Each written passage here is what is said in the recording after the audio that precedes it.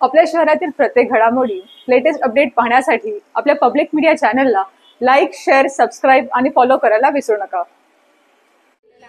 या ताईंच्या डोळ्यातील अश्रू गेल्या 9 महिन्यांपासून थांबत नाहीत, कारण त्यांनी कर्ता आणि आपल्या कुटुंबाचा आधारस्तंभ गमावलाय। इथे फक्त एका व्यक्तीचा मृत्यू झालेला नाही, तर एका पत्नीनं आयुष्यभर आपल्याला साथ देणाऱ्या पतीला गमावलंय। बहिणींनी आपलं सदैव रक्षण करणाऱ्या भावाला गमावलंय। आई वडिलांनी आपल्या एकुलत्या एक मुलाला गमावलंय। आणि सगळ्यात दुःखाची गोष्ट म्हणजे एका 9 वर्षाच्या आणि 9 महिन्याच्या चिमुकलीनं आपल्या डोक्यावरील बापाचं छत्र कायमचं गमावलंय। जगाच्या पाठीवर एवढं मोठं दुःख समजिस्कर कुटुंबाला संपूर्ण आयुष्यभर सोसावं लागणार आहे। या कुटुंबाचा आधारस्तंभ असलेला 32 वर्षीय प्रवीण आपल्या सगळ्या आठवणी, इच्छा, आकांक्षा, आपल्या मुलींची स्वप्न या फोटोमध्ये कायमचा सामावून गेलाय। नोव्हेंबर 2024ला प्रवीणचा छोटासा अपघात होतो। त्याला बदलापूर पश्चिमेच्या सह्याद्री रुग्णालयात उपचारार्थ दाखल करण्यात येतं। इथे डॉक्टर त्याच्यावर शस्त्रक्रिया करण्याचा निर्णय घेतात। मात्र शस्त्रक्रिया करण्यापूर्वीच या रुग्णालयातील डॉक्टर प्रवीणचा मृत्यू झाल्याची माहिती त्याच्या कुटुंबियांना देतात।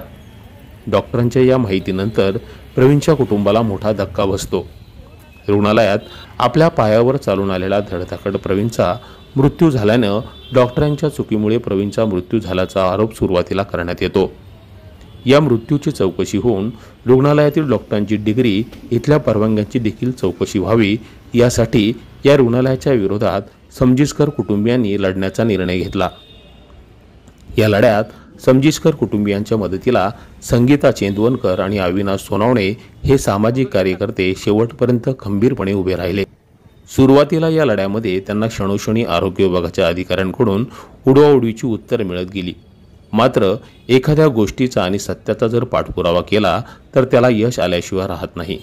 कारण समजिस्कर कुटुंबियांच्या आणि सामाजिक कार्यकर्त्यांच्या या संघर्षाला अखेर यश आलंय।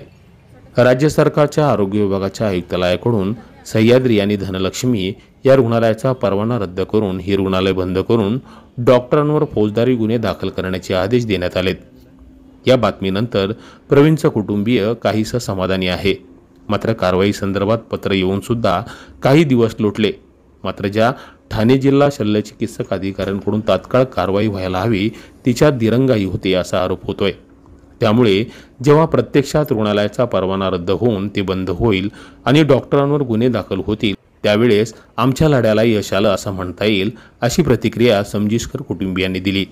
मात्र ती प्रतिक्रिया देताना देखील त्यांच्या डोळ्यात वाहणारे अश्रू काही थांबत नव्हते। समाधानी आहे सर, पण कसं आहे, जोपर्यंत हा हॉस्पिटल बंद होणार नाही ना तोपर्यंत आमच्या घरात जे घटना घडली तशी सगळ्याच घरामध्ये घडत राहणार। मला तरी असं वाटतं आज जे परिस्थिती माझ्या किंवा माझ्या याच्यावरती झाली आहे ना ते दुसऱ्या कोणावरती येऊ नये, आमचे फक्त एवढेच प्रयत्न आहे आणि ह्या प्रयत्नालाच आम्ही पुढे जातोय बस। जेव्हा कधी समाधान मला वाटेल की बाबा मनापासून मी समाधानी आहे की ज्यावेळी त्यांच्यावरती म्हणजे खरोखरच त्यांच्यावरती गुन्हा दाखल होतोय आणि ते हॉस्पिटल बंद होतंय, जेव्हा हे होईल ना प्रत्यक्षामध्ये जेव्हा घडेल ना त्यावेळी मी खऱ्या अर्थाने म्हणजे मी बोलेल की आमचा हा संघर्ष कुठेतरी पूर्णत्वाला गेलाय म्हणून। सामाजिक कार्यकर्त्यांनी देखील अशाच प्रकारची प्रतिक्रिया दिली आहे। हो 100% ना, जर राजकीय दबाव नसता हा हॉस्पिटल केव्हाच बंद झाला असता। अनेक नेते, आमदार असतील, खासदार असतील, स्थानिक लोकप्रतिनिधी असतील, त्यांनी कुठेतरी वरिष्ठ लेवलच्या अधिकाऱ्यांना कुठेतरी मॅनेज करून हा प्रकरण कुठेतरी सेटल करण्याचा प्रयत्न भरपूर वेळा केलेला आहे। आम्हाला त्याचा पण काही बऱ्याचशा गोष्टींचा आम्हाला अनुभव आला, तरी पण आम्ही कुठे थांबलेलो नाहीत। कारण आरोग्य सेवा ही मुख्य सेवा आहे। कारण लोकांच्या जीविताशी खेळणं हे चुकीचं आहे आणि जर राजकीय नेते जर या लोकांना जर कुठे पाठीशी घालत असतील तर फार चुकीचं आहे आणि त्यांनी असं करू नये। गेले वर्षभर आम्ही या प्रतीक्षेमध्ये होतो।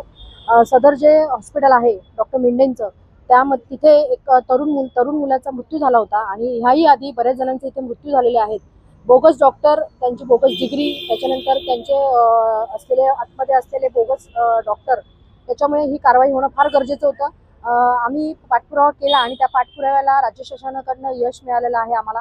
त्यामुळे आता पुढची कारवाई जी आहे हॉस्पिटल बंद होण्याची त्याच्यासाठी आम्ही डॉक्टर कैलास पवार जे आहेत आपले सिव्हिल सर्जन त्यांच्याकडे आम्ही येत्या 2 दिवसात बसणार आहोत। कारण जर ही कारवाई नाही झाली, हे हॉस्पिटल जर बंद नाही झालं तर येत्या 48 तासामध्ये आम्ही त्या सिव्हिल सर्जन जे डॉक्टर कैलास पवार आहेत त्यांच्या दालनामध्ये बसणार.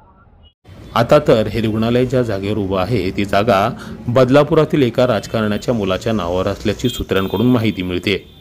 आणि आता तेच महाशय आपल्या काही राजकीय साथीदारांच्या मदतीनं आपलं राजकीय वजन वापरून या रुग्णालयाला वाचवण्याचा प्रयत्न करत आहेत असा आरोप होतोय. तसं जर ते करत असतील तर या राजकारण्यांना काळीज नसतं का, त्यांना भावना नसतात का असा सवाल उपस्थित होतोय. आज समजितकर कुटुंबियांवर जी वेळ आली उद्या या राजकारणावर येणार नाही का? आपल्या घरातील व्यक्ती गेल्यानंतर देखील हे राजकारणी अशाच प्रकारे राजकारण करून एखाद्याला वाचवण्याचा प्रयत्न करतील का, हा त्यांना थेट सवाल आहे. आणि तुम्ही जर तसं करत असाल तर ज्या 9 महिन्याच्या चिमुकलीनं आपल्या बापाला गमावलंय त्या चिमुकलीचा नकळत का होईना तुम्हाला शाप लागल्याशिवाय राहणार नाही. सर्वसामान्य माणसाच्या पाठीशी उभं न राहता फक्त त्यांचं शोषण करणारे अशी राजकारण्यांची प्रतिमा जनमानसात का तयार होतीये याचं राजकारण्यांनी आत्मचिंतन करायला हवं. शेवटी तुम्हाला आम्हाला कधी ना कधी हे जग सोडून 4 जणांच्या खांद्यावर जायचं आहे हे विसरता कामा नये. कुणी या जगात अमरपट्टा घेऊन जन्माला आलेला नाही. जे तुम्ही पेराल ते कधीतरी उगवणारच. दुसरीकडे अनेक डॉक्टरांनी आपल्या जीवाचं रान करून आरोग्य क्षेत्रात अनेकांना जीवदान दिलंय. आजही या डॉक्टरांना देवदूत म्हणूनच संबोधलं जातं. मात्र केवळ मृत झालेल्या व्यक्तीच्या कुटुंबियांकडे द्यायला पैसे नसल्यानं त्याचा मृतदेह ताब्यात देण्यास नकार देणारे, पैसे नसल्यानं उपचार करण्यास आणि शस्त्रक्रिया करण्यास नकार देणारे हे डॉक्टर खरंच समाजसेवेसाठी या क्षेत्रात आलेत की त्यांनी या सगळ्याचा बाजार मांडलाय असा सवाल विचारावासा वाटतो. दरम्यान बदलापुरातील या प्रकरणानंतर कोणत्याही राजकारण्याने, मोठ्या प्रशासकीय अधिकाऱ्याने आणि आरोग्य क्षेत्रातील अधिकाऱ्यांनी या रुग्णालयाला वाचवण्याचा प्रयत्न केला तर लोकांचा तुमच्यावर असलेला उरला सुरलेला विश्वास देखील संपेल एवढं मात्र नक्की. Public media, Badlapur.